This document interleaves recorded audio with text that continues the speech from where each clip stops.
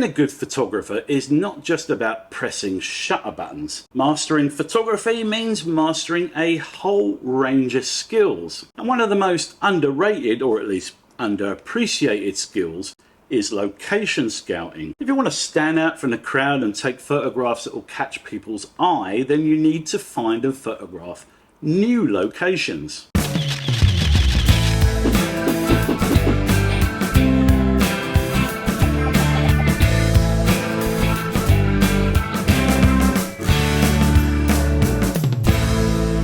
So in this video I'm going to look at 6 cool and different ways to find awesome new areas, and not one of them involves looking at the map on someone's Instagram feed.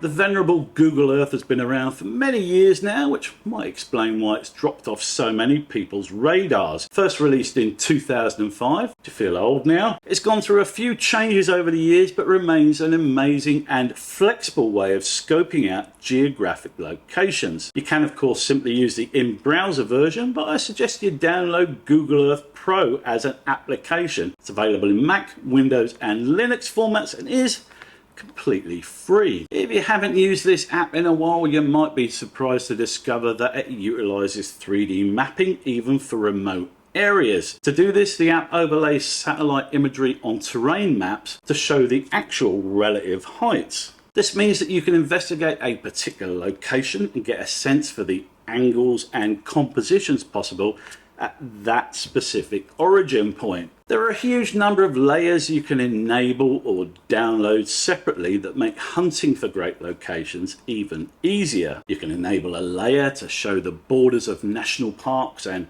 recreation areas to see where you're actually allowed to go. And you can also use Google Earth Pro in conjunction with hiking and trail walking apps, more on that in a bit, to overlay your exact route on Google Earth and do a pre-hike recce of the location and identify cool locations to stop along the way. If you're into astrophotography, then Google Earth Pro enables you to simulate the location of the Milky Way and the night sky from any location by using the day to night slider. All things considered, Google Earth Pro is a remarkably useful bit of software for landscape photographers, and I strongly suggest you download it and use it for all of your location scouting and planning. Flight simulators sure have come a long way since F-15 Strike Eagle, which, old bastard that I am, was one of the first ones I played back in the mid-80s. Microsoft Flight Simulator's also been there from the very beginning of the gaming scene, and the current 2022 version includes detailed and accurate landscape renders. The game includes a complete model of the world and, depending on where you're looking, properly up-to-date satellite imagery that is mapped onto accurate elevation data. When it comes to scouting locations, you can either simply fly there or enter waypoints. One benefit of using this game for location scouting is that it includes accurate weather data displayed in real time. So for instance, if you were thinking of going out on the day and flying your drone at a particular location, you can fire up the game, fly out that location and view the scene at 120 meters up and close to real world conditions. In fact, it's for drone photography and videography that Microsoft Flight Simulator will prove the most useful, because you can effectively do practice runs, work out the best flight plan, analyze precisely what looks most scenic, and then do it in real life, knowing beforehand how it all look.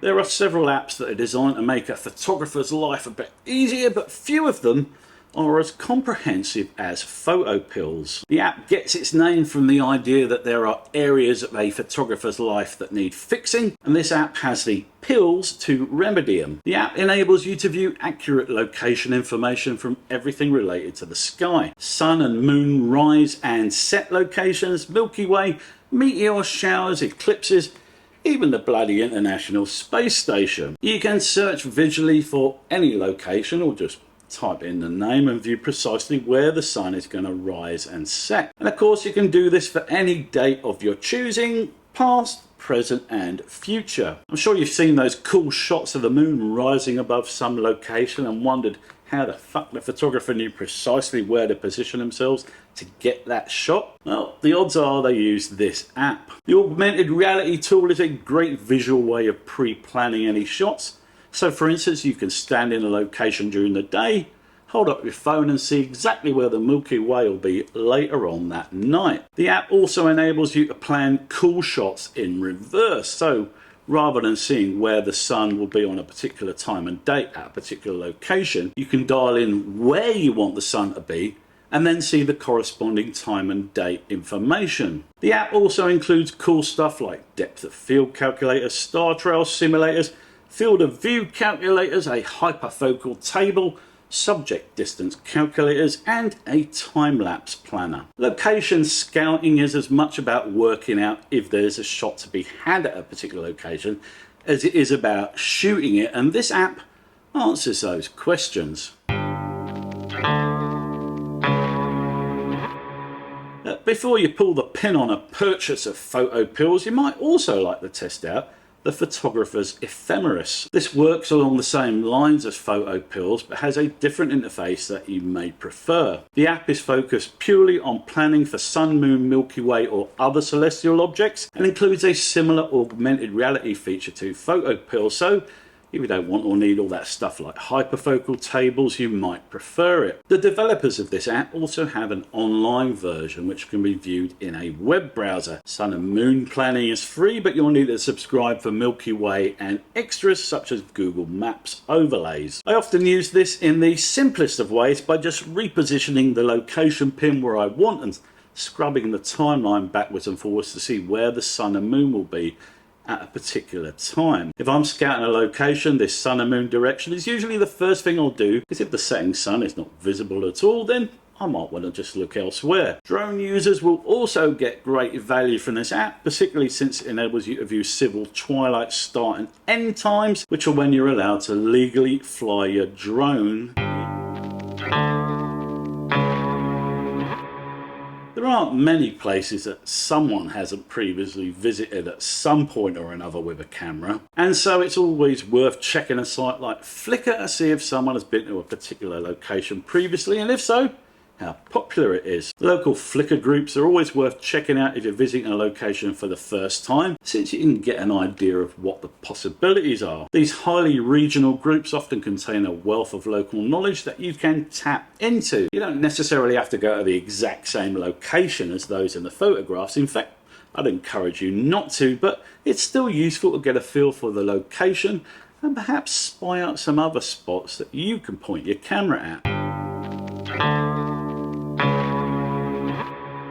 My sixth and final pick is another app, and while this one isn't made specifically for photographers, it's still bloody useful. All Trails is a hiking app that includes a massive database of hikes and walks from all over the world. All landscape shoots begin and end with a hike, and so there's an obvious benefit to trail apps like this. Apart from directing you along a particular hike, the app includes photographs taken by other people who visited this location. Simply search for the location you want to visit, view the track on All Trails, and you'll see photographs taken at various points along the trail. You can view the trails in the app or on the website, but both have a Photos tab where you can view a gallery of images shot by other people who did that particular walk. There's a pro version of All Trails which enables you to download maps and see air quality and weather details, but the excellent basic version is free. And if you pony up the really quite reasonable $30 per year for the pro version to get those downloadable maps, then you can export those trails as GPS files and import them into Google Earth Pro for advanced photo planning.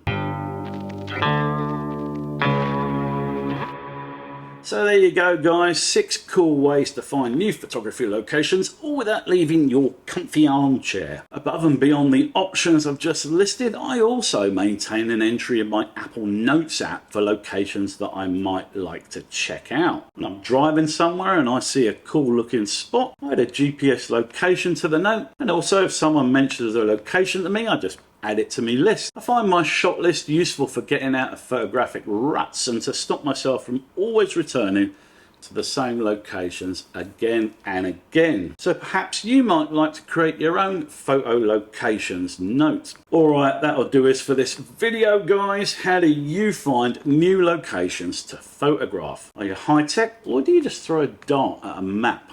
Let me know in the comments section down there. If you enjoyed the vid, please hit the old like button, and if you'd like to see more content like this from me, then consider hitting that big subscribe button just over there too. Till the next time, guys, ta-ta.